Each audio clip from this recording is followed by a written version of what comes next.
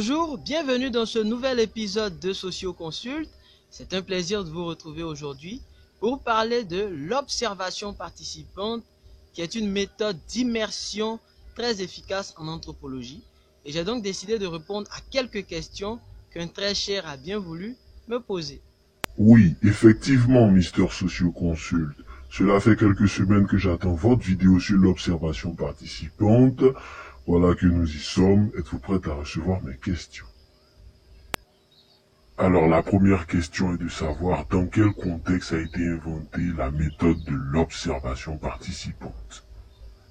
L'invention de l'observation participante est liée à l'histoire personnelle de Bronisław Malinowski, qui en 1914 embarque pour les îles Trobriand, non loin de la Nouvelle-Guinée.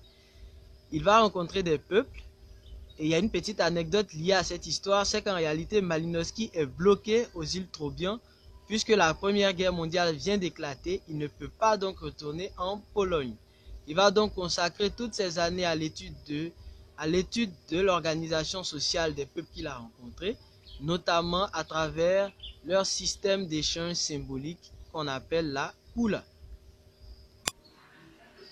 En quoi consiste la méthode de l'observation participante?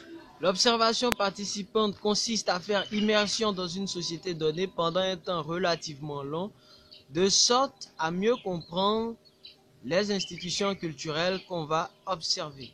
Malinowski, il a passé plus de 4 ans avec les Argonautes du Pacifique. Bon, on ne vous demandera pas de passer 4 ans également sur votre terrain de recherche, mais l'idée c'est de passer un temps relativement long de sorte à faciliter son intégration sociale et à se familiariser avec son terrain. Existe-t-il des principes à respecter pour pratiquer correctement l'observation participante? Bien entendu, il y a quelques principes à observer pour que l'immersion soit totale. D'abord, la rupture épistémologique, qui consiste à se débarrasser des préjugés et des prénotions, comme nous l'avons vu dans une vidéo précédente. Il y a l'apprentissage de la langue vernaculaire, qui va faciliter davantage votre intégration. Il y a la participation à la vie communautaire. Si par exemple c'est des agriculteurs, tous les matins il faut aller au champ avec eux, quoi.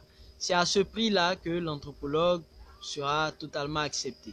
À cela on peut ajouter quelques valeurs comme l'humilité, le respect et l'écoute active, qui sont tout aussi importantes lorsqu'on pratique l'observation participante. Dernière question. Est-ce que l'observation participante est toujours d'actualité? Si oui, dans quelle mesure? Avec un exemple à la Bien entendu que l'observation participante est toujours d'actualité. D'abord parce que l'observation participante est le corollaire de l'anthropologie.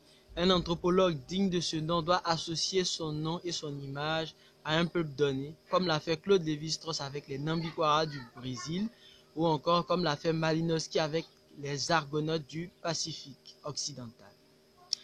Deuxième aspect, c'est qu'aujourd'hui, l'observation participante est une méthode très importante car elle permet d'accéder à des milieux qui sont vraiment très fermés.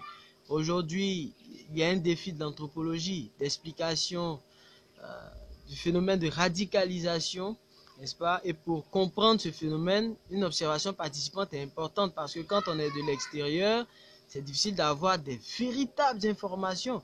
Même si le risque là, c'est que l'anthropologue lui-même se fasse radicaliser, quoi. Waouh, super risqué ça. Voilà, donc voilà un peu ce que je peux dire sur l'actualité, en tout cas de l'observation participante. Merci Mister Socioconsult. Vous avez une façon remarquable d'expliquer simplement les choses. Merci. Je ne devrais pas te remercier puisque c'est ton travail.